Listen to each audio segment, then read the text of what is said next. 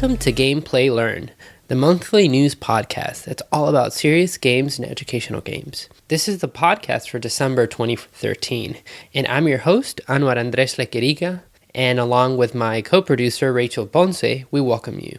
At the beginning of the podcast, we'll highlight some news from the world of serious and educational gaming. This month's story include the Red Cross call to arms for realism in warlike video games, gamers doing good by participating in the Extra Life Marathon, and a promising debut of a new game from the MIT Arcade, and a bunch of other news. The news segment will be followed by a short segment called Game of the Month, where we talk about our favorite releases in serious games. Finally, we'll conclude the podcast with a brief calendar of upcoming events and job postings in the serious games field. Links to all the news items mentioned in our broadcast can be found on our website. Just go to www.gameplaylearn.com altogether and click podcast to find all the information as well as our archives. Well, when we have archives, this is our first podcast. And also leave us a comment on our website if you have any tips on news stories, events, or games that you think we ought to cover in a future podcast. If you just want to drop us a line and tell us how we're doing, that would be great too. Again, that's www.gameplaylearn.com. Now let's check out the news. The MIT Education Arcade announced the launch of its STEM-focused MMORPG called the Radix Endeavor. The project, aimed primarily at high school students and educators, attempts to teach players to think like scientists and mathematicians. Much of the game's content has been aligned to Common Core math standards. Funding for the project comes from a $3 million grant from the Bill and Melinda Gates Foundation, which was awarded to the Radix Endeavor projects in 2012. A beta invitation to begin playing the game was extended to teachers in early September, and the next wave of signups for the Radix Endeavor began in October. If you're an educator participating in the Radix Endeavor beta, we'd love to hear your impressions of the project. Please leave a comment on our podcast blog. Links to the Radix Endeavor project can also be found on the blog for this podcast. Women account for only 11% of game designers and 3% of programmers, according to survey data cited by the Boston Globe. To encourage more girls to become game designers, the Girl Scouts has created a simulation designed to guide girls through the steps it takes to develop a digital game. Also helping encourage game design among youth is the National STEM Video Game Challenge, a game design competition that has introduced thousands of middle and high schoolers to game design over the past 3 years. This year alone, more than 5,000 students from 40 states enrolled. 46% of the students designed educational games, the rest designed entertainment games. One of the winners was a game on Victorian-era etiquette called Etiquette Anarchy, where you play a young man determined to improve his social status in industrial age England and make it to every party without getting his suit dirty. There is a growing number of websites that help teachers find games for specific subjects and grade levels. The Institute of Play has launched Playful Learning and is holding workshops for teachers on how to use the site. Common Sense Media has launched Graphite, and Game Desk has launched Educade. The sites allow teachers to search for games and describe the games in detail. For example, the age group for which the game is intended, the language of the game, the cost of acquiring the game, the Common Core standards that the game covers. The sites also allow teachers to write reviews of the game and read lesson plans and guides on how to incorporate these games into their classrooms. For a comprehensive list of all the educational games databases out there, go to our site. A new Games for Change chapter has opened in the Middle East. Games for Change Israel joins Games for Change Europe, Korea, Latin America, and Australia, New Zealand. Speaking of Games for Change, they co-created and launched a game over a year ago called Half the Sky. The game is based on a book on the topic of women in the developing world by New York Times columnists Nicholas Kristof and Cheryl Wu Dunn. PBS also did a big documentary based on Half the Sky, the book. Half the Sky, the game, is Facebook-based, and players control a character that travels through the developing world and has to help solve problems that cause a great deal of trouble in developing countries, particularly to women.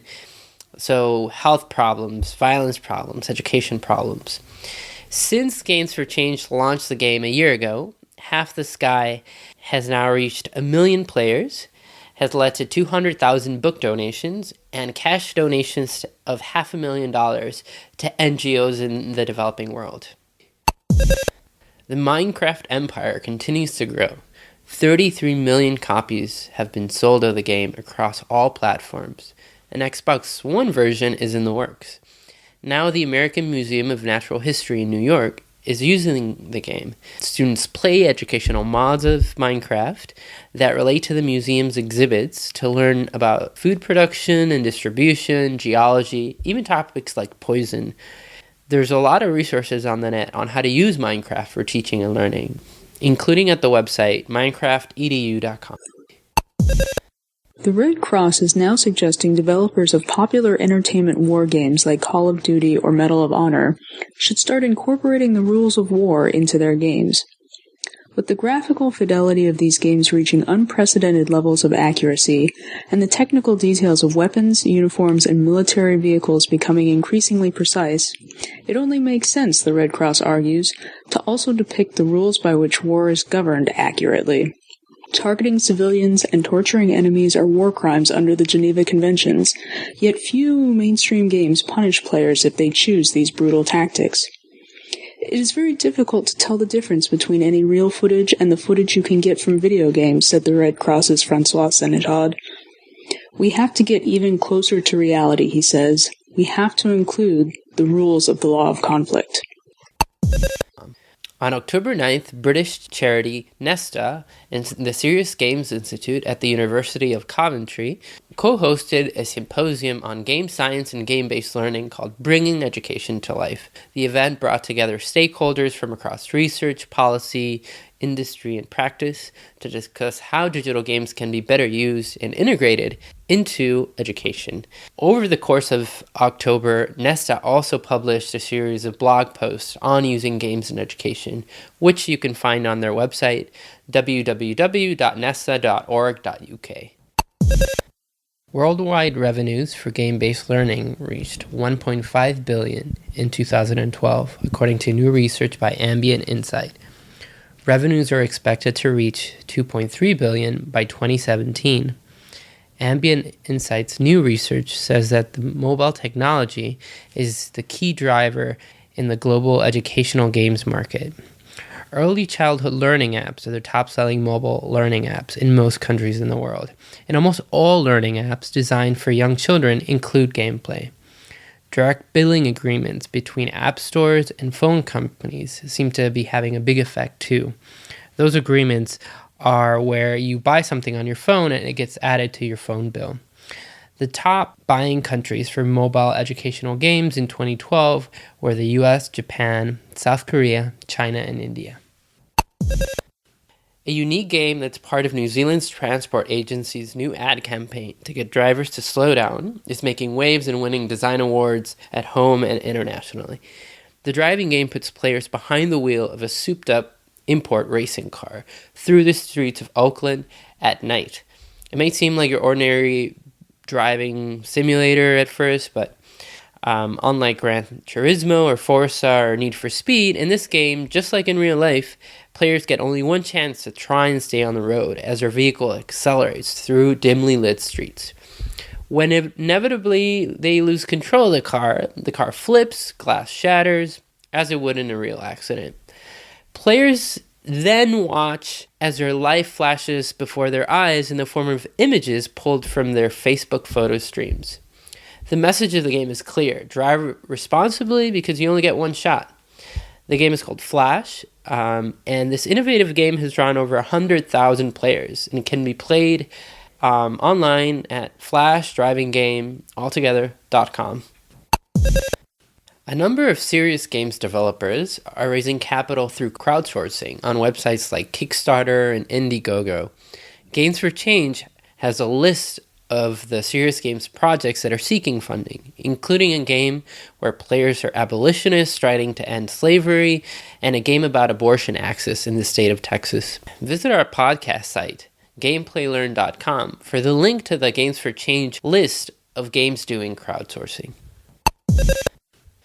The company behind Angry Birds, Rovio, has recently launched educational curricula for math, science, music, arts, crafts, physical education, and social interaction. The program is called Angry Birds Playground. It's designed for 6-year-olds, and it incorporates books, posters, game cards, a 5-string instrument, physical games, digital games, mobile content, and collaborative activities designed for interactive whiteboards. The University of Helsinki will help train teachers on using Angry Birds Playground and will also evaluate and help refine it with teacher feedback. Kids with disabilities that prevent them from playing games now have help.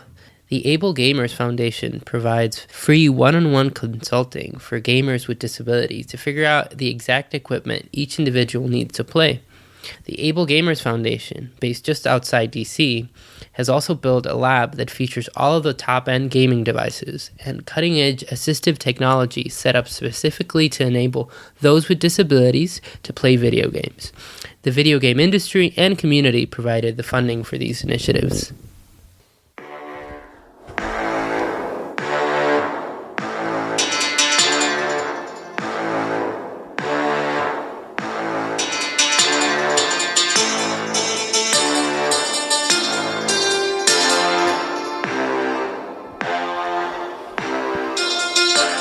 So now for the Game of the Month segment. Let's take a deep breath and take a break from all the news.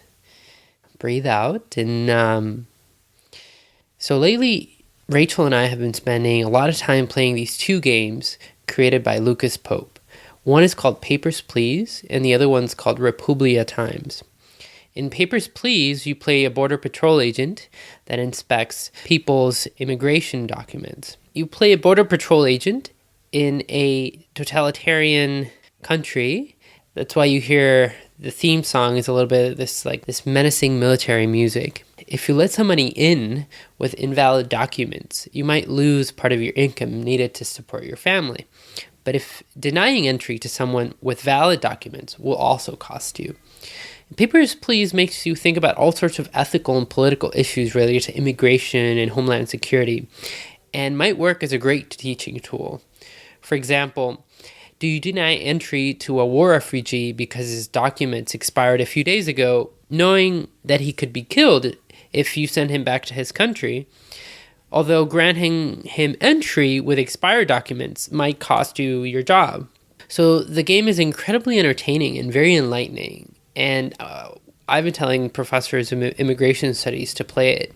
You can download it for $10. The other Lucas Pope game that we really like is called Republia Times, and it's about propaganda. You're the editor of a state-owned newspaper and must publish articles that improve citizens' perceptions of the government, while also increasing the readership of the paper by publishing news articles about celebrities, sports, and the weather. Republia Times is a lot of fun to play and is very thought-provoking as an analysis on censorship.